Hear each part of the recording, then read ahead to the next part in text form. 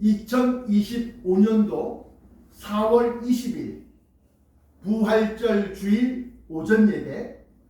오늘 본문 말씀은 요한복음 20장 1절부터 18절까지의 말씀을 본문으로 삼고 그 제목을 예수 그리스도의 부활을 최초로 확인한 마리아.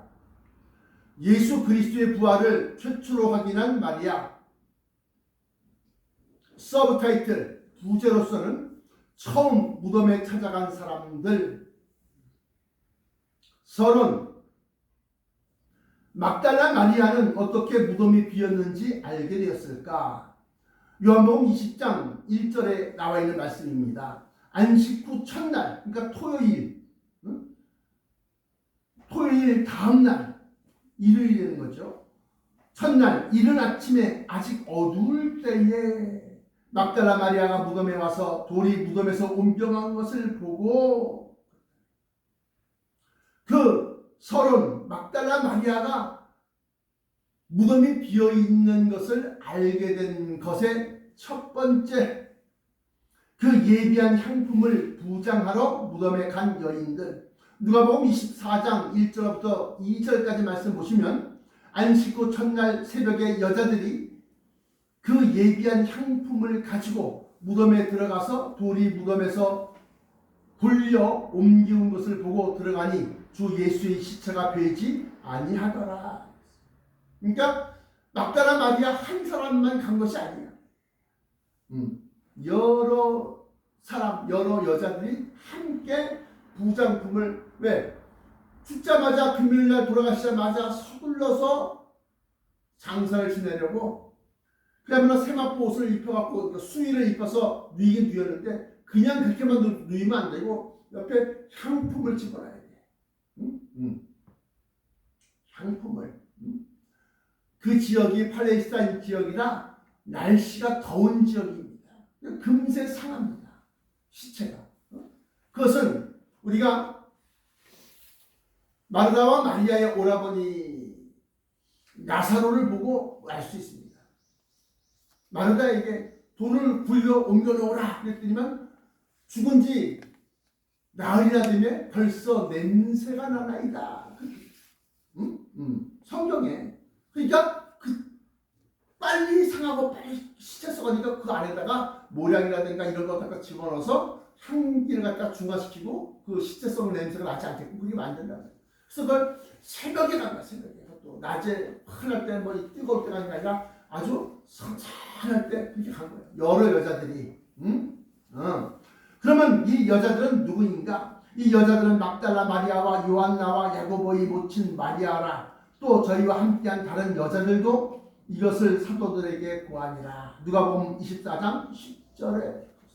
그러니까 막달라 마리아, 요한나, 야고보의 모친 마리아, 또 저희와 함께한 다른 여자들도 이것을 보았다는 겁니다.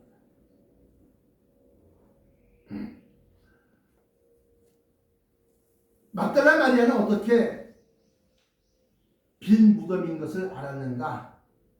두 번째, 32번째, 가장 젊은 막달라 마리아만 제자들을 따라 무덤에 갔다. 요한복음 20장 3절부터 5절까지 말씀인데, 베드로와 그 다른 제자가 나가서 무덤으로 갈새 둘이 같이 다름질하더니 그 다른 제자가 베드로보다 더 빨리 달아나서 먼저 무덤에 이르러 부풀려 세마포 놓인 것을 보았으나 들어가지는 아니하였더니. 이게 뭐 그렇게 중요한 거라고 써있을까요? 여기는 어떤 의미가 있습니다. 의미가. 그러면 다른 제자는 누구인가? 베드로는 이름이 적혀 있는데 다른 제자는 누구인가 하는 겁니다. 요한복음 20장 2절을 보십시오. 시몬 베드로와 예수께서 사랑하시던 그 다른 제자, 예수께서 사랑하시던 그 다른 제자, 여기에서 힌트가 있습니다. 그 예수께서 사랑하시던 그 다른 제자가 누구냐? 요한복음 21장 20절에 베드로가 돌이켜 예수께서 사랑하시는 그 제자가 따르는 것을 보니 그는 만찬석에서 예수의 품에 의지하여 주님을 파는 자가 누구오니까 묻던 자더라. 근데 이 사랑하시는 그 제자가 누구냐? 25절에 24절에 이 일을 증언하고 이 일을 기록한 제자가 이 사람이라. 우리는 그의 증언이 참된 줄을 아노라. 이 일을 기록한 책이 어떤 책이에요? 요한복음입니다. 그러므로 이건 내적 증거라고 봅니다. 예수님께서 가장 사랑하시던 제자. 근데 그 사랑은 좀 의미가 달라요. 왜? 요한이 가장 어렸거든. 한 16세에서 17세 정도로 우리가 추정을 합니다. 그럼 베드로는 예수님과 동갑이에요. 33세에 이른 사람입니다. 그러니까 가장 막내 중에 막내. 이 막내가 요한 사도였다. 요한 사도. 그 요한 사도의 형이 야고보였었고, 그러니까 예수께서 요한복음 20장 2절에 시몬 베드로와 예수께서 사랑하시던 그 다른 제자에게 예수께서 사랑하시던 그 다른 제자가 바로 요한 사도다. 라고 하는 겁니다. 예수의 품에 의지하여서 주님을 파는 자가 누구예요? 나와 함께 떡을 갖다가 집는 사람이다. 이렇게 얘기하는 겁니다. 자, 그러면 오늘 이 본문 가운데서 거침없는 베드로의 행함, 믿음은 뭐요? 행함. 아는 것을 행하는 것이 믿음이다. 거침없는 베드로의 믿음, 행함. 다른 제자가 먼저 무덤에 도착하였으나 무덤에 들어가지는 않았어. 다른 제자, 다시 말해 요한 사도가 가장 17세니까 완전히 쌩쌩하지 그 요한 사도가 달려가고 주님이 살아가셨다고? 아니 주님이 시체가 없어졌다고? 달려간 거야. 딱 갖고 우리가 가는데 무덤에 돌이 옮겨져 있어. 그리고 그 안에 기웃기웃 보는데 들어가 보진 않았다. 근데 뒤늦게 33세 된 이 베드로가 헐렁벌떡 뒤늦게 도착해서는 비켜봐 쑥 들어간 거야. 베드로는 거침없어요. 이 일 이외에 제자들과 예수님이 부활하신 후에 제자들과 함께 베드로가 야 나는 고기 잡으러 가겠노라 그러니까 제자들이 몇몇씩 따라갑니다. 그래서 고기 잡고 있는데 새벽까지 밤이슬을 맞도록 잡은 것이 없어. 근데 바닷가 해변가에서 예수님께서 디베랴 바닷가라고 그러는데 우리 갈릴리 바다로 생각하면 돼요. 얘들아 너희에게 고기가 있느냐? 고기 잡은 것이 있느냐? 했더니 없습니다. 그랬더니 마침 떨어져서 없습니다. 그러니까 예수님인 줄 모르는 거지 상태에서. 근데 예수님께서 고기 잡은 고기가 없다 그러니까 배 오른편에 그물을 던져라. 그래서 던졌더니만 153마리의 큰 고기들이 잡혔어. 그걸 보고 난 다음에 누군가가 주님이시다. 그랬더니만 이 베드로가 그리고 가만히 보니까 주님 같아. 그래갖고 겉옷을 두르고 거침없이 물속에 뛰어들어서 막 헤엄쳐서 예수님께 갑니다. 무덤에도 거침없이 들어가보고 주님이라고 그러니까 거침없이 수정해서 뛰어들어가고 뿐만 아니라 갈릴리 바닷가를 걸어오는 예수님을 보고 새벽에 컴컴한 새벽에 유령이라고 생각해서 다들 무서워할 때 내니 두려워 말라 그래요 예수님께서. 그러니까 정말로 예수님이시라면 나를 물 위로 걸어오라 명하소서 그래요. 누가? 베드로가.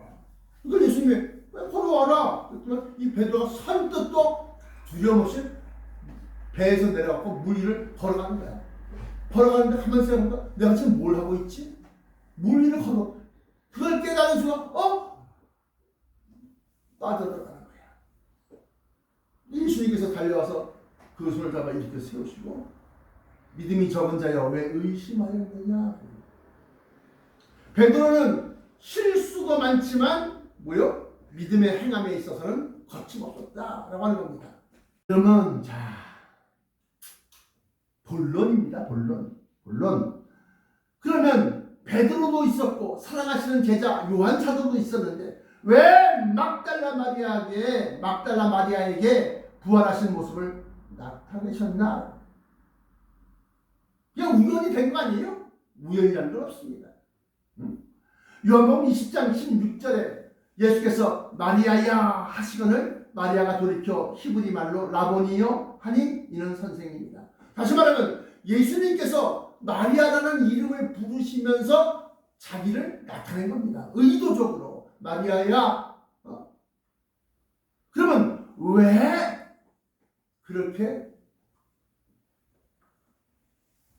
자기를 나타냈느냐? 본론 왜 막달라 마리아에게 부활하신 모습을 나타내셨나? 그 첫 번째, 본론의 첫 번째, 믿지 못하는 제자들과 빈 무덤을 확인한 후 자기 집으로 돌아간 베드로와 요한. 누가복음 14장 11절부터 12절까지 말씀 보시면 사도들은 저희 말이 허탄한 듯이 배어 믿지 아니하나. 누가복음 14장 11절 12절에 보시면 돌아와서 예수님의 무덤이 없다. 또 예수님께서 만나갖고 이러이러한 얘기를 했다라고 하니까 어떻게 제자들이 허탄한 듯 허탄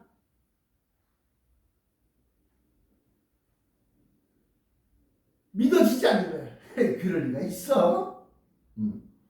사도들은 저희 말이 허탄한 듯 배워 믿지 아니하나 베드로는 일어나 무덤으로 달려가서 부풀려 들여다보니 세마포만 보이는지라 그 된 일을 기이 여기며 집으로 돌아가니라.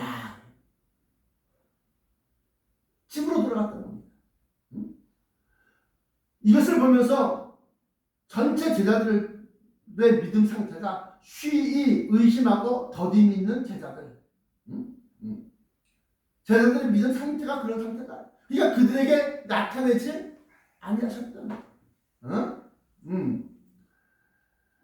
가라사대 누가복음 24장 25절입니다.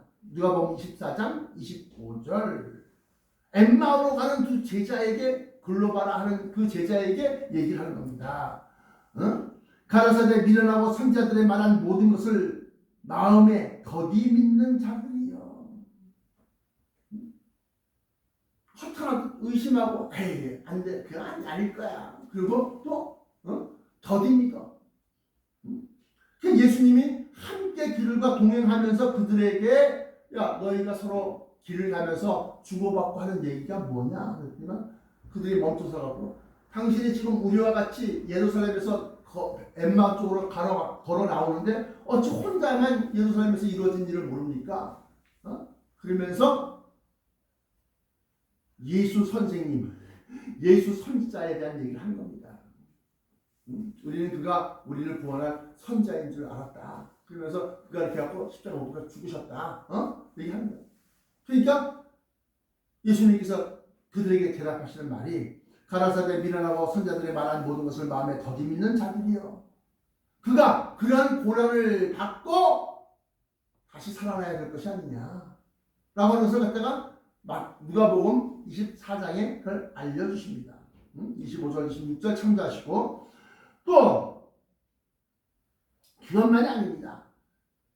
그러니까 이제 70문도 중에 두 사람이 엠마오로 가다가 그런 말을 한 거야. 그런 믿음 상태가 그들의 마음 상태가 그런 거야. 뿐만 아니라 12제자 가운데서도 예수님이 나타나셔서 그들에게 보이셨음에도 불구하고 도마는 그 자리에 없더라. 그래서 도마가 그걸 갖다 부인합니다. 더디 믿습니다. 다른 제자들이 그에게 이르되 우리가 주를 보았노라 하니 도마가 가로되 내가 그의 손의 못자국을 보며 내 손가락을 그 못자국에 넣으며 내 손을 그 옆구리에 넣어보지 않고는 믿지 아니하겠노라 하니라 하면서 요한복음 20장 25절에 기록하고 있습니다. 그러니까 12제자와 70문도 다 대다수의 사람들이 예수님에 대한 믿음 상태가 불량한 상태였다. 그러니까 함께 걸어갔어도 예수님이신 줄 모르는 거지. 자, 그러면 반대로 집으로 돌아간 제자들과 달리 요한 사도도 돌아갔어. 베드로도 돌아갔어. 어디로? 자기 집으로. 자기 집 돌아갔어. 아이 끝났다. 우리의 희망은 사라졌다. 우리의 소망이 사라졌다고 누가 가져갔을까? 그럼 돌아간 거야. 근데 집으로 돌아간 제자들과 달리 예수의 시체를 찾으려 오는 마리아. 요한복음 20장 11절부터 12절 보시니까 이에 두 제자가 자기 집으로 돌아가니라. 마리아는 무덤 밖에 서서 울고 있더니 울면서 부풀려 무덤 속을 들여다보니 흰옷 입은 두 천사가 이 마리아 눈에는 보인 거예요. 그 전에 베드로와 요한 사도의 눈에는 보이지 않았다. 왜? 그들의 믿음 상태가 놀라고 누가 가져갔지? 살아났다는 것은 꿈에도 생각하지 못하고 누가 시체를 갖다 훔쳐갔다 이렇게 생각하고 이렇게만 생각하고 찾아보니까 천사가 있어도 보이지 않는 거지. 근데 이 마리아의 눈에는 흰옷 입은 두 천사가 예수의 시체 뒤었던 곳에 하나는 머리편에 하나는 발편에 앉았더라. 근데 우리가 주목할 것은 왜 물으냐 막 묻습니다. 그리고 누구를 찾느냐고 예수님이 물어요. 예수님이 바깥에 서 있었는데 예수님 친 줄 모르더라고요. 예수 줄 모르더라. 여기 보니까 예수께서 이르시되 여자여 어찌하여 울며 누구를 찾느냐 하니 마리아는 그가 동산지기인 줄 알고 이르되 주여 당신이 옮겼거든 내게 어디 두었는지 내게 이르소서 그리하면 내가 가져가리이다. 이 말에 예수님은 감동을 좀 하셨어. 감동을 좀 하실 거야. 그래서 이름을 부른 겁니다.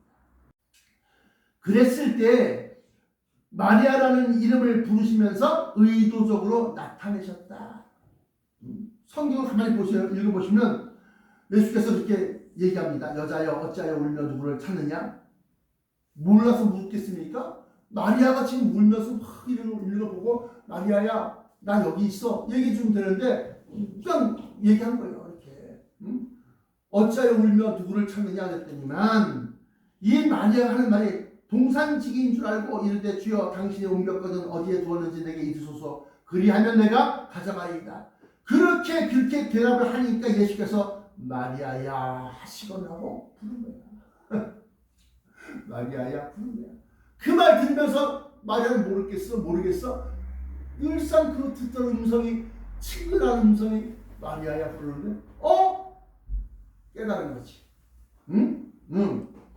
마리아야 하시거늘 마리아가 돌이켜 히브리 말로 라보니 하니 이런 선생님이라 하는 말이다. 영어 성경에는 마스터라고 되어 있습니다.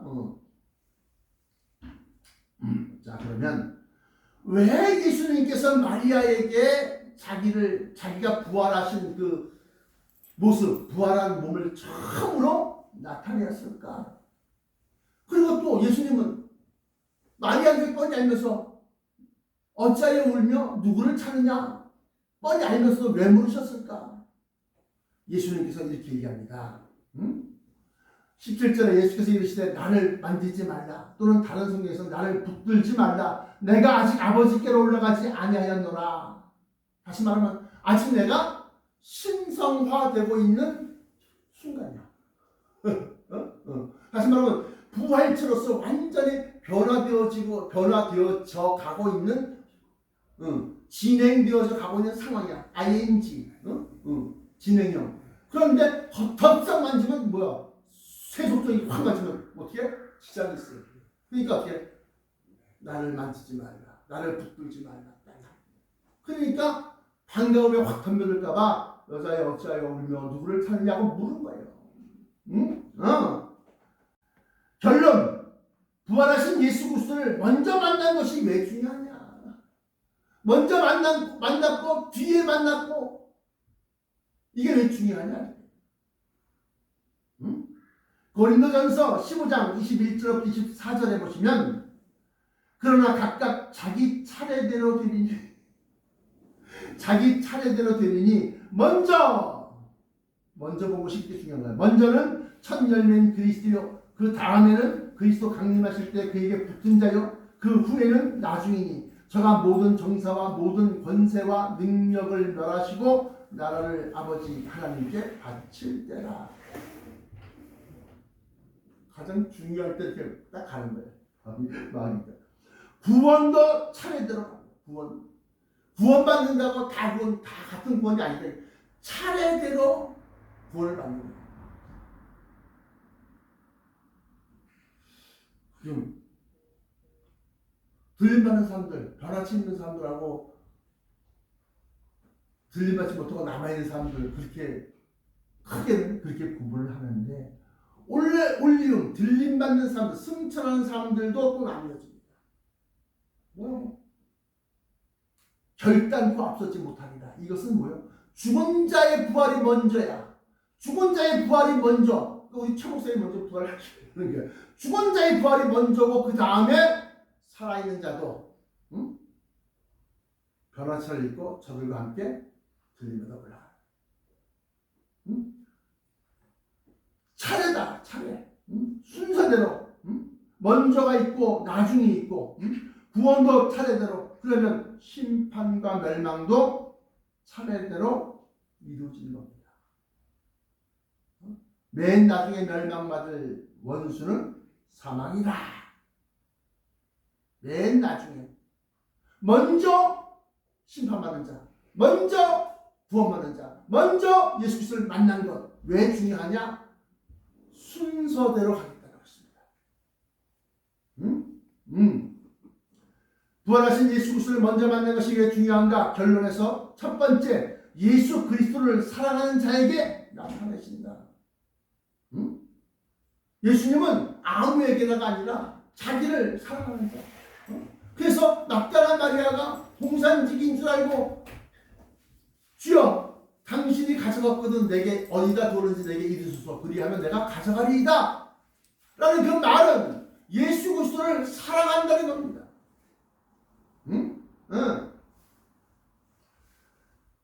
예수 그리스도를 사랑하는 자에게 예수님도 그에게 자기를 나타내는 거예요. 만나주시는 거예요.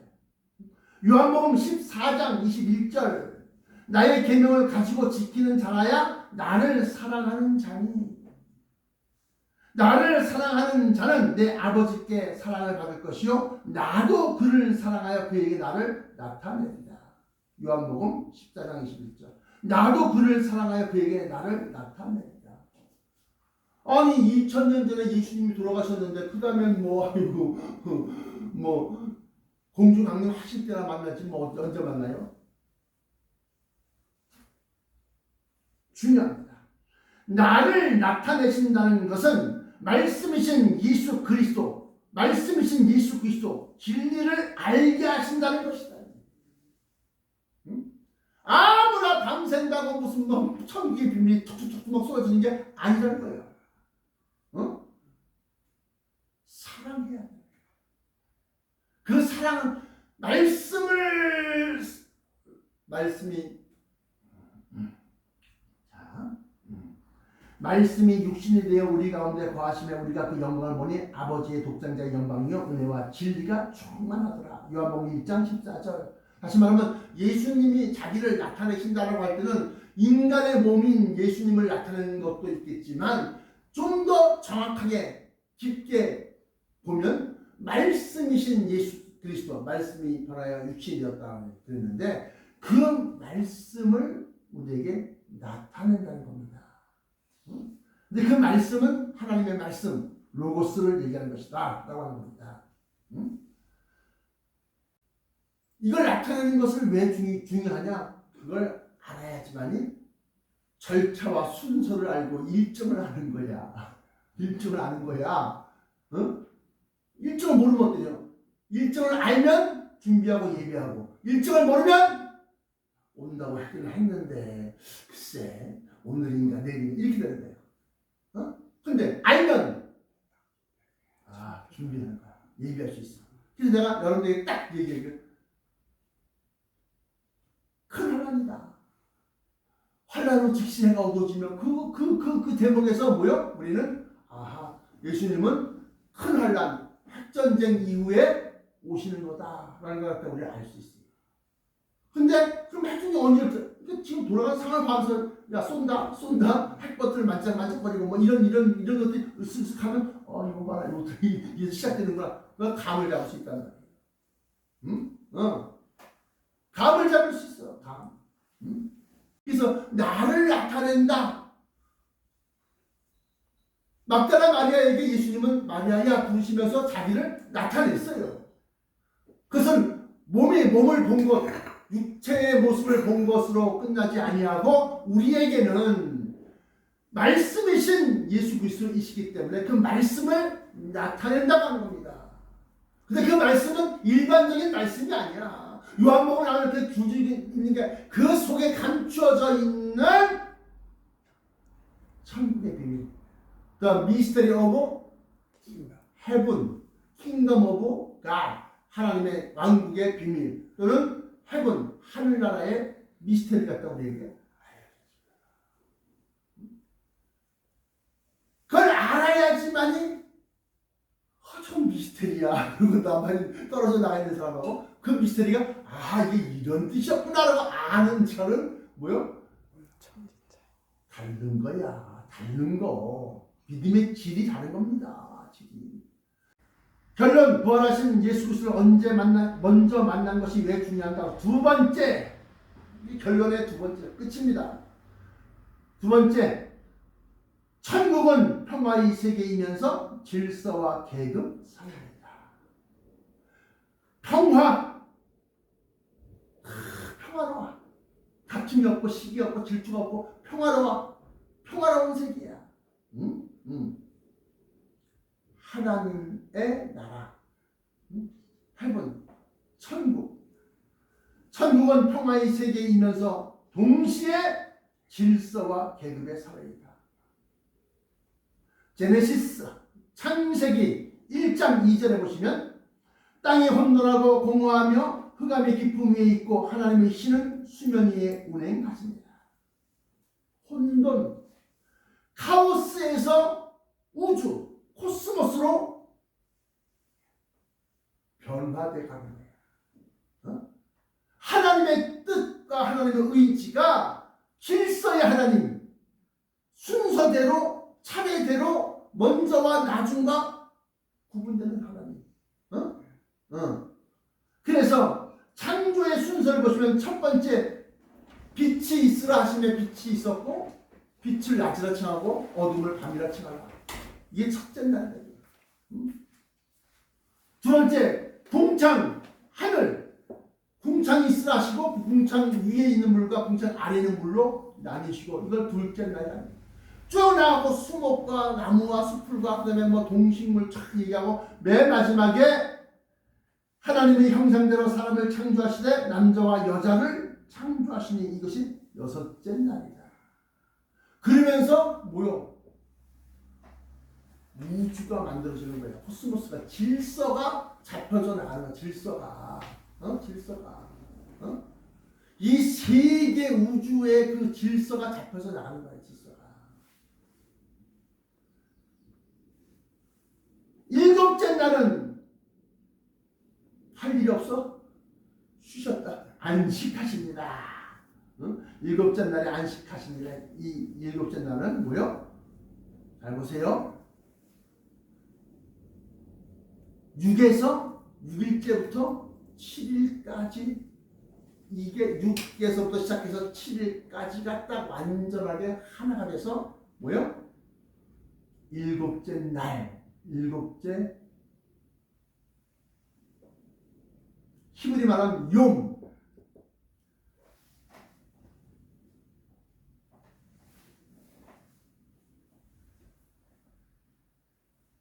헬라어로는 헤메라.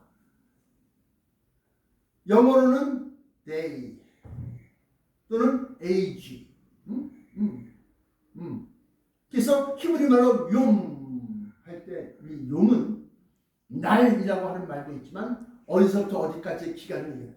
그러면 왜 일곱째 날 안식하시니라 할 때 그 일곱째 날이 왜 중요하냐? 주께는 하루가 천년 같고 천년의 하루 같은 이 한 가지를 잊지 말아라. 잊지 말라는 것은 뭐야? 이건 뭔가 중요한 거 있다는 거예요. 잊지 말아라 그랬잖아. 근데 난 잊을래. 세대주의야. 아니 나 그거 싫어. 성경에서 얘기하는데 성경을 거부하는 거야? 그럼 뭔가 문제인 거야.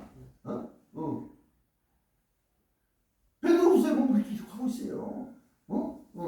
사랑하는 자들아, 죽게는 사랑하는 자들아 죽게는 하루가 1000년 같고.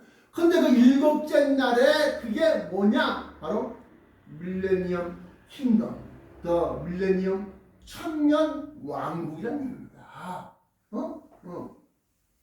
그 천년 왕국에 예수 그리스도께서 내가 나의 왕을 시온에서 나의 왕을 내가 세우겠다고 했어요. 시편 2편에 보면 그리고 예수 그리스도 다시 말하면 진리가 다스리시는 세상을 신의 문명, 신이 이끄시는 문명, 질서, 문화, 습관 다 그게 되는 거야. 그게 천년간인 거죠. 성부 하나님은 안식하시니라가 되는 거고, 천년이 차면 마귀가 무정에서 놓여갖고 다시금 또 도전을 하는 거야. 그때 하늘에서 불이 떨어져서 그를 멸하시고 백보자, 하얀 보좌 위에 성부 하나님께서 안식을 다 끝마치시고 난 다음에 나와갖고 백보자 심판을 하는 거야. 이게 최후, 맨 마지막 최후의 심판이다. 그래서 미켈란젤로가 성당 이 천장 위에다 다 그림으로 딱 그린 게 이게 세계적으로 명작이 되는 거죠.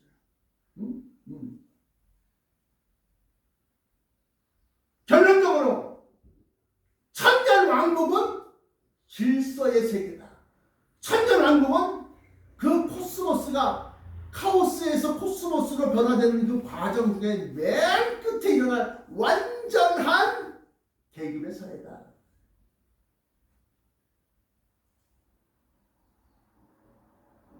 그러므로 먼저 예수님을 본 자, 먼저 말씀을 깨달은 자, 자, 우리 주님 오실 때 탁 올라갔어. 먼저 주님을 아마 막달라 마리아처럼 그때를 볼 거야. 근데 지금 상태에서는 뭐요? 말씀으로 우리에게 오시는 거야. 자기를 나타내신다.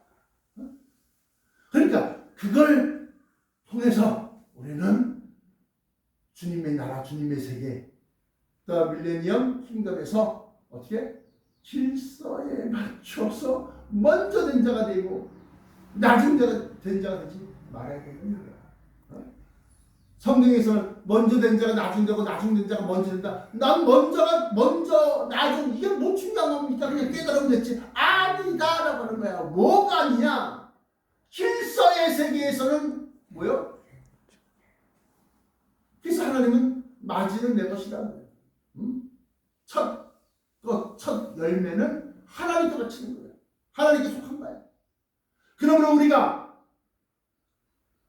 먼저 예수님을 깨닫고 말씀을 깨닫고 먼저 예수님을 만나고 먼저 들림받고 먼저 공주 강림에서 공주에서 주님을 뵈야 되겠는데 어떻게 해요? 어떻게 오늘 결론의 해답이 사랑하면 예수님을 깊게 사랑하면 나의 계명을 가지고 행하는 자라야 나를 사랑하는 자니 나를 사랑하면 하나님이 저를 사랑하실 것이요 나도 저를 사랑하여 저에게 나를 나타내리라. 이게 오늘 먼저 되려고 하면 그 사랑함이 지극해야 돼. 그러니까 제자 중에 순제자 베드로와 요한과 야고보라고 했는데 그들보다도 먼저 막달라 마리아에게 예수님은 자기를 마리아야 나야 나 하고 알려주셔서 보이시는 거예요.